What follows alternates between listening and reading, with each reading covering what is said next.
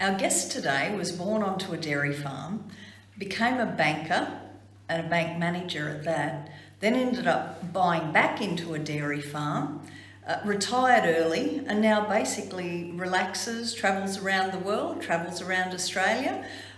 He's even recorded an album. So would you please welcome Ken Coverdale. Welcome, Ken. Thank you, Chaz. It's great to be here. And it's lovely to have a chat, mate. Your life has been a really interesting journey. Would you like to tell us a little bit about your early years on the dairy farm with your family? Because you had quite a huge family. I was fourth of 5 boys, so there were 7 in the family. We didn't have a radio until I was probably 12 or 13. Television come in about 1963 or more.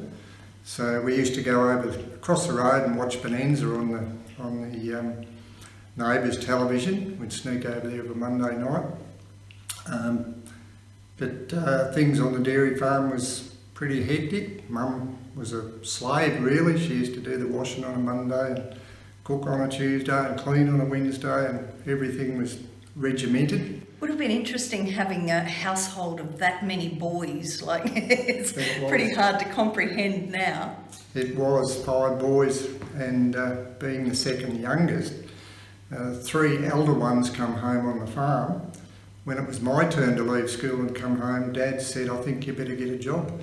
So that's what I did, and that's when I joined the bank in 1970 on the 5th of January.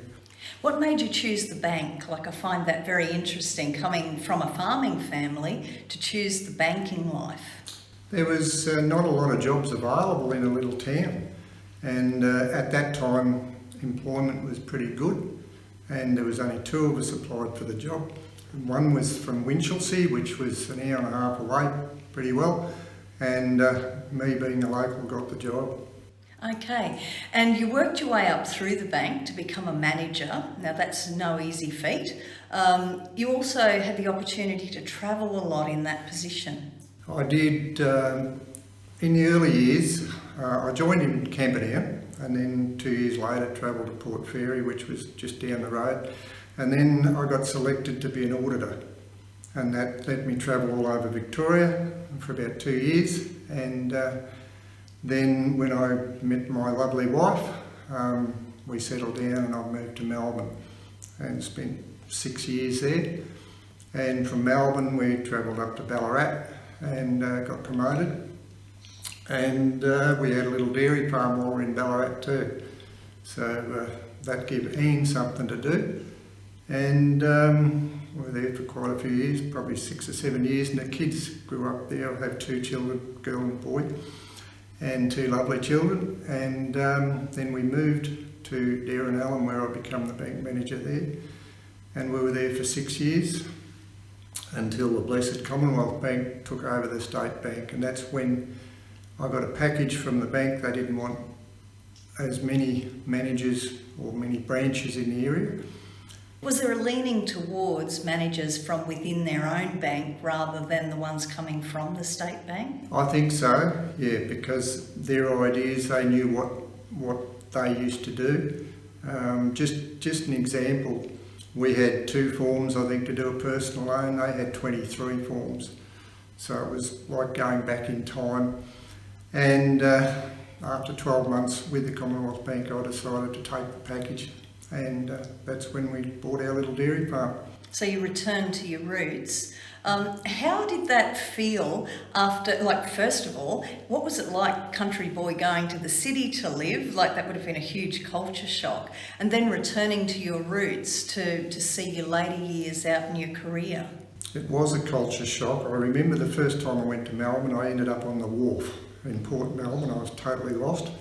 We only had the UBD book of maps, none of this fancy stuff we have today, and it took a little while to settle in, but I was fortunate enough to move in with a mate of mine who was also an auditor in Armidale until Anne and I got married, and then we moved into a little single bedroom flat. It was like jail, because coming off the land and having open spaces, we used to go out every weekend to the football or the races, and just to get out of the place, because it was like jail, as I said.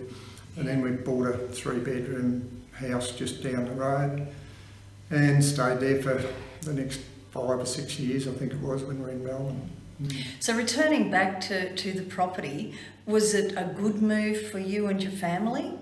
It was brilliant because I grew up on the farm, and it gave the kids the same sort of growing up that I had with the animals. They loved the animals, Melissa and Neil. They had chooks and ducks and a pet goat, and we had the dairy cows as well, and they thoroughly enjoyed it. You then sold your farm, and that gave you an early retirement. Did you feel that it was the right decision for you to sell the farm rather than keep it for your children? It wasn't big enough for succession planning at that stage, and we wouldn't have been able to do what we could do. And as it turned out, Melissa was very keen on the farm, and she married a farmer. Neil, perhaps not so keen, and he has his father's wanderlust, doesn't well, he? He does, and he's doing what he enjoys doing. So he's a truck driver and drives B-double, so he's happy in doing what he's doing. Because you've travelled so much, when you settled back onto the farm, did you miss the travelling and the people? Like going back to that, I know in being a bank manager, you would have been exposed to a lot of people and would have developed a lot of friendships. To actually go back onto the farm would have been much more isolated and different again? It was different, but I did miss the people aspect of it. But being on the farm, we didn't have time to travel much at all then. Actually, we didn't have a holiday for 12 years, believe it or not. What made you decide to record an album and step into that arena? It nearly didn't happen because it was Anne that decided that I should record the album, and I'm very glad I did for the kids' sake, so they've got a keepsake when we're gone. Also, getting to know you people was really great as well, because we blended in very well together as family. Yes. And Lindsay and I and yourself and Peg, we get on like a house on fire most of the time. But I'm not cranky. No, we all have our moments. But on the whole, it's been a fantastic little journey, and it's given us something to do in our retirement. We've had some wonderful times on the road, and just for the people that don't know, you tour with us periodically at different legs of our national tour each year. And ultimately we called your album The Roadie, which was a really quaint name. You just love the freedom of being on the road, and it seems to me that you actually enjoy the interaction with the people and the whole road life. Well, that takes me back to the banking days when I was a people person. So, yeah, I enjoy contact with people and also just getting to talk to them, and most of them talk about their life story. And just as I want to go back to Home Hill, when we're up at Home Hill, and Lindsay and I, somehow, some people think we look alike. And there was an example up there where I was chatting to this person for about 20 minutes until he realised that I wasn't Lindsay. So he thought he was talking to Lindsay Butler. He did think he was talking to Lindsay Butler, and when he found out it wasn't Lindsay Butler, he dropped me like a bag of shit. Well, that happens, mate. But I've enjoyed every minute of travelling with you people. Yeah, look, we've had some great times, and we've had some great laughs, and you know, I'm sure that we're going to have many more into the future. Something else that I wanted to quickly touch on with you is your songwriting. Now, you've dabbled into writing poems, and we've unearthed some little gems that we've created songs out of. One of my favourites was Farmhouse by the Sea, that I had the opportunity of recording. I loved that song. But there was a special song that we wrote for your album, The Farmer's Plight. Now, that is a song about the dairy farmers' issues that they were having. Would you like to tell us a little bit about the motivation for writing that song? Well, the dairy farmers haven't really had much to gloat about, I guess, in the last few years. They've been really down. And a lot of dairy farms aren't dairy farms anymore. They're tending to go towards sheep and beef cattle.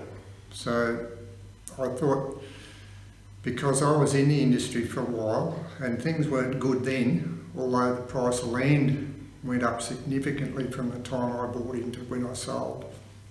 And I'm not in any way sad that I sold at that time, because we reaped the benefits no end, and that was the reason that I could retire early.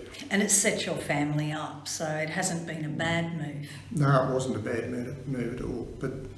But that little song, it sort of come from being a farmer and the plight of the dairy farmer and the price of land going down, and a real struggle it was. So would you like to tell us a little bit about what it was like to actually record with Lindsay as your producer, being a first-timer? I had no idea what it would be like, but Lindsay, being Lindsay, is able to relax you very easily, and I didn't realise that he was actually recording the rehearsal, and I was very surprised that it only took a couple of days to get it down.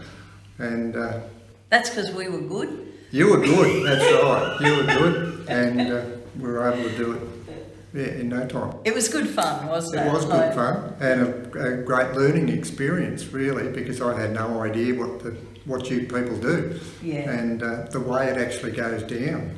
Really, I just thought you'd get in there as a band, I'd sing and that'd be it, but that's not the way it's quite a process, isn't it? It is a big process. Yeah, and the camaraderie that you've actually built with the entire LBS team through, you actually volunteer for us too during the festival, and you perform on the shows, and you've built a huge network of friends within the country music industry due to your personality and actually mixing with everybody. That's correct. It wouldn't have happened unless I met you people. So I have built up some great friends throughout this journey, and hopefully there'll be lots more. Thank you very much for joining us today, Ken, and we look forward to seeing you on the road. Thank you, Shaza.